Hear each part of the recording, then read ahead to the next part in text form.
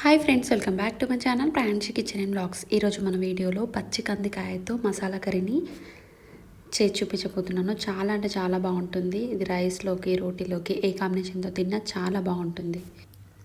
పచ్చి కందికాయతో చాలా వెరైటీ చేస్తూ ఉంటారు కదండి. ఇది ఒక స్పెషల్ వెరైటీ అండి. ఇది మసాలా కర్రీని ట్రై చేసి మీకు ఎలా కుదిరిందో కమెంట్ బాక్స్లో తెలియజేయాలి. అంతకంటే ముందు మనం ఛానల్లోకి వెళ్ళిపోయే ముందు సబ్స్క్రైబ్ చేయని వారు ఉంటే సబ్స్క్రైబ్ చేసుకోండి. పక్కన ఉన్న బెల్ని యాక్టివేట్ చేసుకుంటే నేను పెట్టే ప్రతి నోటిఫికేషన్ మీకే ముందు వస్తుంది.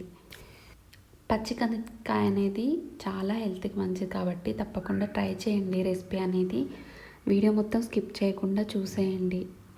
వీడియో చూసిన వెంటనే కామెంట్లో తెలియజేయండి. పచ్చి కందికాయతో మీరేం స్పెషల్ చేస్తారో కామెంట్ బాక్స్లో తెలియజేయండి. ఇక లేట్ చేయకుండా వీడియోలోకి వెళ్ళిపోదాం. పచ్చి కందికాయని ఈ విధంగా తీసేసుకోవాలి. నేను ఇక్కడ 1/2 kg వరకు తీసుకుంటున్నాను. ఇందులో మనం గింజల్ని సపరేట్ చేసుకోవాలి. వీడియోలో చూపించిన విధంగా గింజల్ని సపరేట్ చేసుకోవాలి. నేను ఇక్కడ 1 కప్ వరకు పచ్చి కందికాయ గింజల్ని తీసుకున్నాను.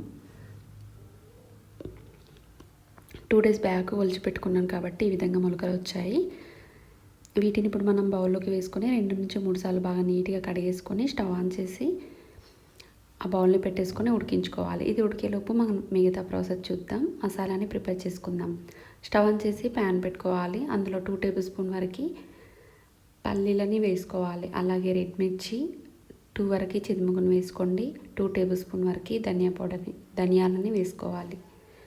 అలాగే 1/2 టేబుల్ స్పూన్ వరకు జీలకర్ర, 2 లవంగాలు, అలాగే దాల్చిన చెక్కను వేసుకోవాలి. కొద్దిగా దాల్చిన చెక్కను వేసుకొని మంటని మీడియం ఫ్లేమ్లో పెట్టుకొని బాగా ఫ్రై చేసుకోవాలి. ఇందులోనే బగారాకు, బండపువ్వును కూడా వేసుకొని మంటని మీడియం ఫ్లేమ్లో పెట్టుకొని మాడిపోకుండా ఈ విధంగా ఫ్రై చేసుకోవాలి. ఈ విధంగా ఫ్రై చేసుకున్న తర్వాత స్టవ్ ఆఫ్ చేసేసి పూర్తిగా చల్లారనివ్వాలి. ఈ విధంగా చల్లారిన తర్వాత మనం మిక్సర్ జార్ తీసుకోవాలి. అందులోకి మనం ఫ్రై చేసి పెట్టుకున్న ఇంగ్రీడియంట్స్ని వేసేసుకొని మిక్సీ పట్టేసుకోవాలి. చూసారు కదండి, ఈ విధంగా పౌడర్ వచ్చే విధంగా మిక్సీ పట్టుకోవాలి. బరకగా ఉండకుండా ఈ విధంగా సాఫ్ట్గా అయ్యే వరకు మిక్సీ పట్టేసుకోవాలి. ఈ విధంగా మిక్సీ పట్టుకున్న బౌల్ని పక్కన పెట్టేసుకుందాం. ఇదే ప్యాన్లోకి మనం 3 టేబుల్ స్పూన్ వరకు ఆయిల్ని వేసుకోవాలి. ఆయిల్ అనేది బాగా హీట్ ఎక్కిన తర్వాత ఇందులోకి మనం పచ్చిమిర్చిని వేసుకోవాలి. నేను ఇక్కడ 4 పచ్చిమిర్చిని తీసుకొని ఈ విధంగా స్లైసెస్గా కట్ చేసుకొని వేసుకున్నాను. అలాగే ఒక ఉల్లిపాయని ఈ విధంగా స్లైసెస్గా కట్ చేసుకొని వేసుకోవాలి. ఇందులోనే 1/2 టేబుల్ స్పూన్ వరకు అల్లం వెల్లుల్లి పేస్ట్ని వేసుకోవాలి. ఫ్రెష్గా ఉన్న అల్లం వెల్లుల్లి పేస్ట్ని వేస్తున్నాను. ఇలా వేసుకున్న తర్వాత మొత్తం పచ్చివాసన పోయేంత వరకు బాగా ఫ్రై చేసుకోవాలి.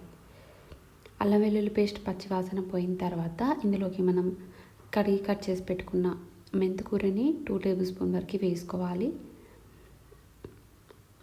మెంతికూర అనేది బాగా ఫ్రై అయిన తర్వాత ఇందులోకి మనం కట్ చేసి పెట్టుకున్న టమాటోల్ని వేసుకోవాలి. నేను ఇక్కడ పెద్ద టమాటోని కట్ చేసుకొని వేసుకున్నాను. ఇలా వేసుకున్న తర్వాత ఇందులోకి 1/2 టేబుల్ స్పూన్ వరకు పసుపు, అలాగే 1/2 టేబుల్ స్పూన్ వరకు ధనియా పౌడర్ని వేసుకోవాలి. ఈ విధంగా కలిపేసుకొని ఒక 1 minute పాటు మగ్గనివ్వాలి. ఇది మగ్గేలోపు మనం పచ్చి కందికాయ ఉడికిందో లేదో చెక్ చేసుకుందాం. ఈ విధంగా స్పూన్తో చెక్ చేసుకోవాలి. ఒకటి ప్రెస్ చేసి చూడండి. ఈ విధంగా మెత్తబడింది అంటే స్టవ్ ఆఫ్ చేసేసి వాటర్ని డ్రైన్ అవుట్ చేసేసుకోవాలి. ఈ విధంగా 1 minute పాటు మగ్గిన తర్వాత ఇందులోకి మనం 2 టేబుల్ స్పూన్ వరకు కారంని వేసుకోవాలి. అలాగే టేస్ట్కి సరిపడంత సాల్ట్ని వేసుకోవాలి.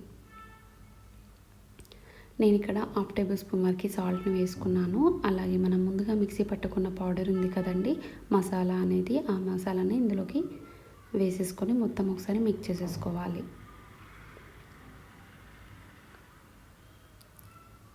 ఈ విధంగా కలుపుకున్న తర్వాత ఇందులోకి మనం గ్రేవీకి తగ్గట్టు వాటర్ని యాడ్ చేసుకోవాలి. నేను ఇక్కడ 1/2 గ్లాస్ వరకు వాటర్ని వేస్తున్నాను. మీకు ఎంత గ్రేవీ కావాలంటే అంత వాటర్ని యాడ్ చేసుకోవచ్చు. చిక్కగా కావాలి అంటే మనం తక్కువగా వాటర్ని యాడ్ చేసుకోవాలి.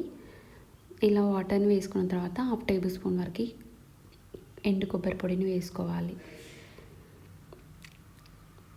ఇదంతా మిక్స్ చేసేసుకొని 1 నిమిషం పాటు ఉడకనివ్వాలి. ఇలా ఉడికించుకున్న తర్వాత ఇందులోకి మనం ముందుగా ఉడికించి పెట్టుకున్న పచ్చికందికాయ గింజలు ఉన్నాయి కదండి, వాటిని ఇందులోకి వేసేసుకొని ఉడికించుకోవాలి. మంటని మీడియం ఫ్లేమ్లో పెట్టుకొని జస్ట్ ఒక 10 మినిట్స్ వరకు ఉడికించుకుంటే సరిపోతుంది.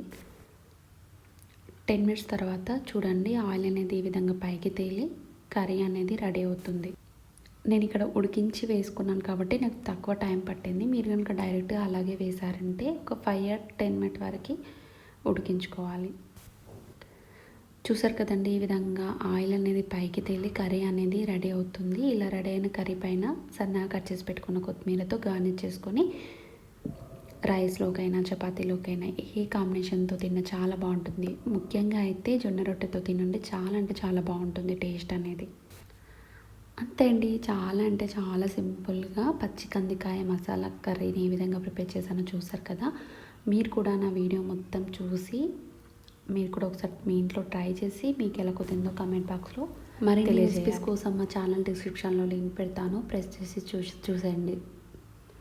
మా ఛానల్ నచ్చితే తప్పకుండా సబ్స్క్రైబ్ చేయండి. పక్కనే ఉన్న బెల్ని యాక్టివేట్ చేసుకుంటే నేను పెట్టే ప్రతి నోటిఫికేషన్ మీకే ముందు వస్తుంది. Thank you for watching. Bye friends.